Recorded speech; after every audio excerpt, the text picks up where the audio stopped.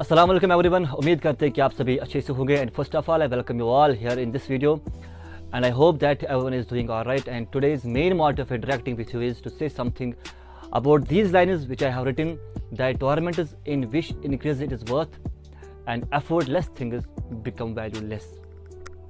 यानी कि कभी कभी ऐसा भी लगता है इंसान को कि अगर मुझे किसी चीज़ को हासिल करने के टाइम पे किसी विश को गेन करने के लिए उसे एक पेन होती है, किसी टॉर्मेंट आ जाते, तकलीफ हो जाते हैं। और हालांकि अगर आप देखोगे ना, ये चीज़ भी वही पेन, वही तकलीफ उस चीज़ का वैल्यू बढ़ा देता है। यानी कि अगर उस चीज़ को हासिल करते टाइम पे आपकी कोई पेन नहीं होगी, कोई तकलीफ नहीं होगा, मुझे नहीं लगता है कि उस चीज़ को एक वैल्यू रहता है हमारे पास।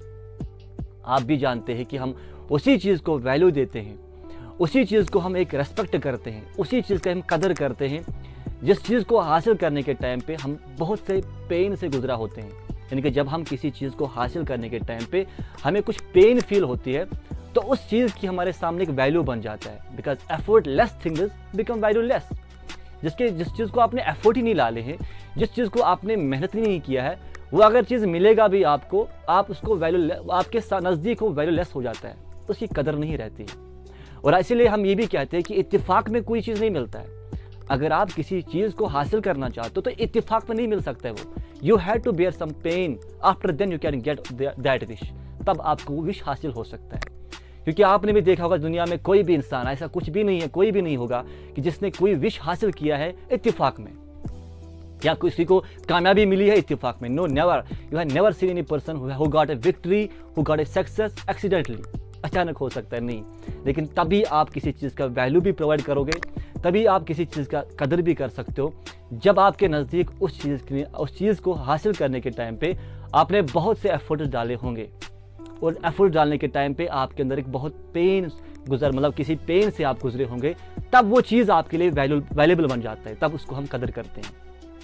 And remember one thing again, that it doesn't matter what to accept and or what to reject, but you will never fair regret if you are loyal with yourself. याद रखना कि क्या आपने एक्सेप्ट किया और क्या आपने रिजेक्ट किया, ये चीज़ें आपको कभी भी रिग्रेट फील नहीं करेगा बाद में, मगर तब जब आप खुद के साथ लॉयल होंगे। यानी कि अगर किसी टाइम पे आपने किसी चीज़ को रिजेक्ट किया, बाद में आपको फील होगा कि मैंने क्यों किया होगा, लेकिन आपको रिग्रेट नहीं फील होगा अगर आप उस टाइम पे भी खुद के साथ लॉयल होंगे। या किसी चीज़ को आपने एक्सेप्ट किया, बाद में वो चीज़ जो आपने एक्सेप्ट किया, बाद में वो आपके लिए ब्यूटीफुल या फ्रूटफुल नहीं प्रूव हुआ, तब भी आपको रिग्रेट फील नहीं होगा। लेकिन तब जब आप खुद के साथ लॉयल होंगे, you will never feel regret in your life. It doesn't matter what you accept or what you reject, but only it matters are you loyal with yourself or not. क्या खुद के साथ आप लॉयल होंगे कि नहीं होंगे। This Shamra signing out, until we meet again.